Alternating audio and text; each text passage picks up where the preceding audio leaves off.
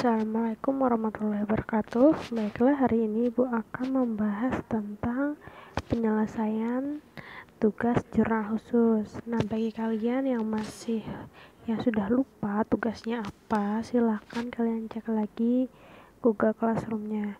Karena di sini sangat banyak sekali yang tidak mengerjakan. Ibu nggak tahu nggak mengerjakannya ini kenapa, alasannya apa. Misalkan tidak paham dengan bagaimana cara pengerjaannya, harusnya kalian harus inisiatif sendiri untuk membuka video yang sudah ibu rekomendasikan, atau jika masih kurang paham kalian bisa bertanya sama ibu, bisa langsung japri. Tetapi misalkan kalian malu untuk bertanya sama ibu, bisa juga kalian bertanya sama teman kalian. Nah, hari ini Ibu akan membahas tentang penyelesaian tugas jurnal khusus. Bagi yang nilainya kosong atau yang tidak mengerjakan tugas-tugas selama ini, silahkan kalian hubungi langsung Ibu kalau kalian ingin memperbaiki. Karena Ibu juga bingung, Ibu mau masukin nilai kalian di rapot itu apakah nilai seadanya saja, sedangkan kalian tidak ada usaha untuk menyelesaikannya. Jadi ayo, bagi kalian semua, kalian harus aktif dalam penyelesaian tugas-tugas. Baiklah, kita lanjut.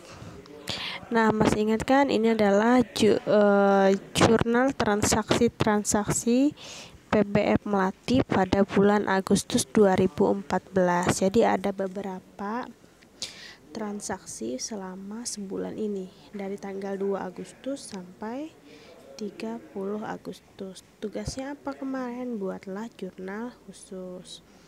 Oke, sebelum kita masuk ke penjelasannya, yang harus kalian ketahui, jurnal khusus itu terdapat 5 jurnal. Ada jurnal penerimaan kas, itu kalau penerimaan kas harus dalam bentuk tunai. Ada jurnal penjualan, itu non tunai. Jurnal pengeluaran itu tunai, dan jurnal pembelian non tunai. Yang tidak masuk ke dalam 4 jurnal ini masuknya ke jurnal umum. Nah, ini kalian harus ingat ya, ada penerimaan kas, penjualan, pengeluaran, pembelian, dan jurnal umum. Jadi yang harus pertama kalian lakukan itu adalah mengklasifikasikan dulu dia ini masuknya jurnal kemana. Yang pertama, di 2 Agustus dibeli dari PT Darja sejumlah amoksisilin senilai 150.000 dengan syarat 2/5 N/30. Nah, jadi ini di sini ada syarat. Syarat ini menunjukkan, sudah dibahas di video yang dulu, bahwa 2/15 N/30 ini adalah syarat dalam pembayaran. Kalau ada ini, otomatis dia belinya secara kredit. Artinya apa? Nah, artinya 2/15 apabila dia bisa membayar secara tunai selama 15 hari setelah pembelian, maka akan diberi potongan harga sebanyak 2%. Jadi 15 hari paling lama dan diberi potongan 2%.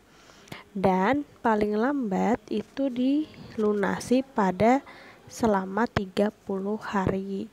Kalau 30 hari dalam pelunasan itu maksimalnya. Jadi harus dilunasi selama 30 hari. Kalau sudah 30 lewat dari 15 hari, itu tidak ada lagi potongan harga. Potongan harga itu bisa dapat terjadi apabila 15 hari pembayaran, maka akan dapat potongan 2%. Oke, di sini kan dibeli nih kata kuncinya. Nah, dibeli dari PT Darja sejumlah amoksisilin. Jadi masih banyak yang bingung, ini masuk jurnal apa? Jurnal pembelian kah, penjualan kah, atau apa? Jadi ingat, kalian ini seolah-olah adalah PBF-nya, PBF Melati. Masih ingat dong PBF itu apa? PBF itu adalah pedagang besar farmasi, di mana ini merupakan distributor. Jadi kalian itu seolah-olah punya PBF.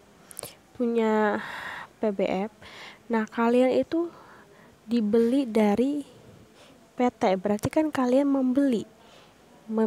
dibeli dari PT Darja. Berarti kalian ini membeli obatnya ke PT ini, ke PT Darja sejumlah 150.000.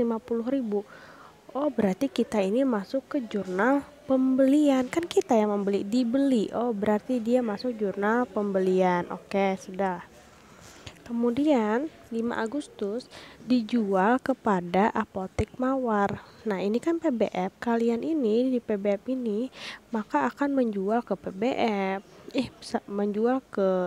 Bisa ke PBF, ke apotik dan lain-lain. Di sini dijual kepada Apotek Mawar sejumlah Benadryl sirup senilai 300.000 dengan syarat 2/15 N30. Oh, berarti ini juga kredit kan? Tapi di sini dijual, berarti dia masuk ke jurnal penjualan. Lanjut lagi 7 Agustus. 7 Agustus dijual Meklomen senilai 200.000 dengan syarat Pranko toko pembeli. Di sini juga. Nah, di sini adalah dia masuk ke jurnal penerimaan. Loh, kok ke jurnal penerimaan? Kalian kenapa nggak ke jurnal penjualan, Ibu? Karena di sini kan yang 5 Agustus sama 7 Agustus kalian bandingkan coba. Di jurnal penjualan itu adalah sediaan non tunai. Non tunai itu berarti kan ada syarat-syarat, ini berarti dia masuk ke non tunai. Sedangkan di 7 Agustus dijual Meklomen senilai 200.000. Berarti dan di sini tidak ada syarat seperti ini. Di sini cuma ditulis syarat Pranko toko pembeli. Syarat Pranko toko pembeli ini adalah di mana biaya ongkos kirimnya itu sudah ditanggung oleh si pembeli. Berarti dia ini membelinya secara tunai. Kalau dia membeli secara tunai, otomatis kan kita menerima uang. Kalau menerima uang, berarti kita masuknya itu ke penerimaan kas, jurnal penerimaan, dan ini nilainya tunai. Jadi ini adalah jurnal penerimaan. Jadi kalian itu seolah-olah mempunyai PBF itu. Dijual Meklomen senilai 200.000. Oh, ini dijual, harusnya kan kita masuknya itu ke jurnal penjualan. Lihat di jurnal penjualan itu cuma untuk non tunai. Lihat lagi soalnya, dijual Meklomen senilai 200.000 dengan syarat Pranko toko pembeli. Kalau di jurnal penjualan tidak bisa karena dia tunai, oh berarti kita akan menerima uang kan? Kalau kita menjual Meklomen berarti kita menerima uang. Nah, masukkan aja ke jurnal penerimaan. Lanjut 10 Agustus dibayar sewa kantor sebesar 50.000. Dibayar. Berarti kan pembayarannya ini secara tunai. Nah, pembayaran secara tunai kalian lihat di sini. Berarti dia termasuk ke dalam jurnal pengeluaran. Masuk ke jurnal pengeluaran. Kemudian diterima kembali sebagian bandoklin yang dijual kepada Apotek Mawar karena rusak senilai 75.000. Ini jurnal umum. Kenapa jurnal umum? Karena di jurnal penerimaan kas tidak masuk, kan dia tidak menerima uang.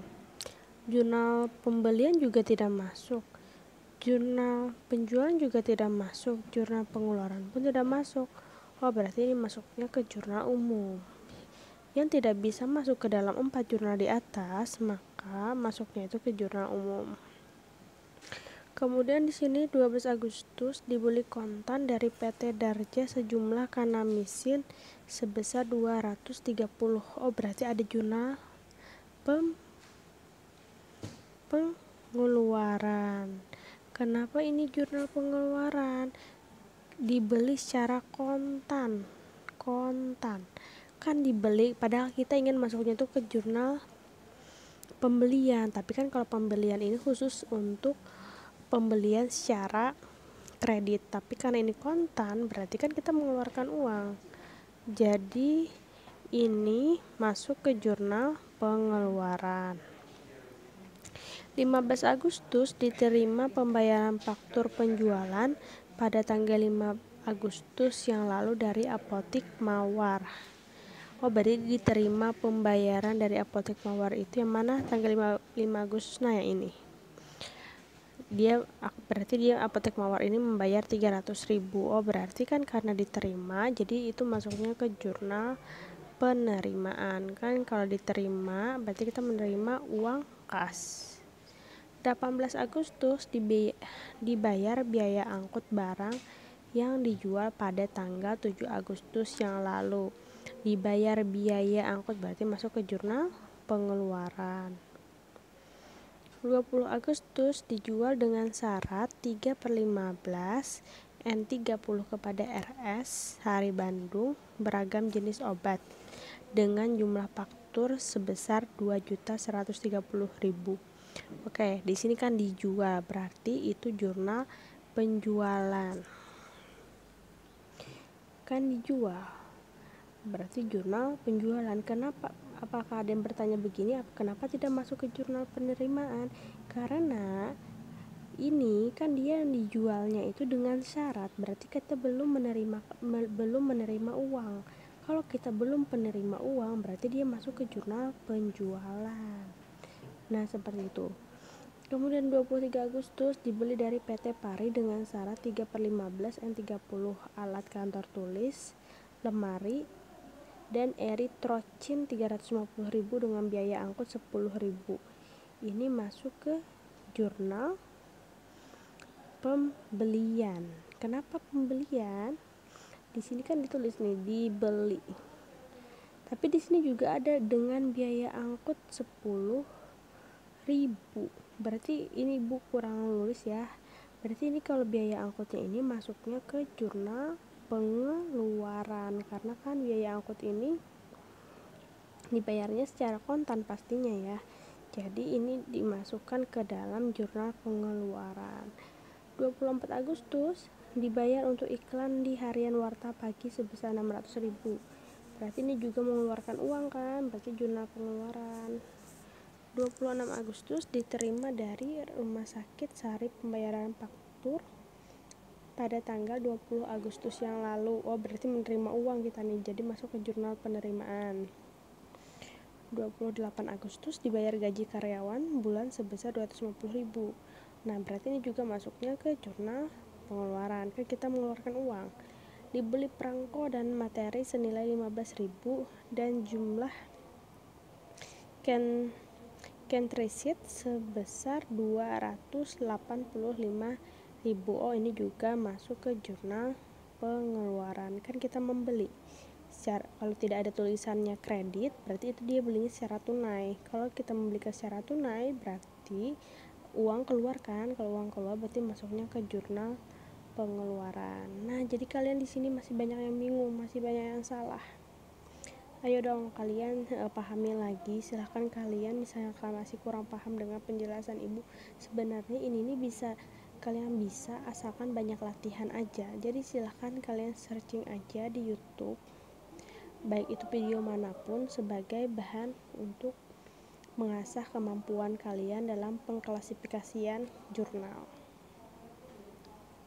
Nah, tadi kan ibu jelaskan bahwa jurnal itu ada 5: penerimaan, penjualan, pengeluaran, pembelian umum. Kita khususkan dulu kita buat dulu nih jurnal penerimaan kas. Jurnal penerimaan kas di sini ada berapa? Ada 1,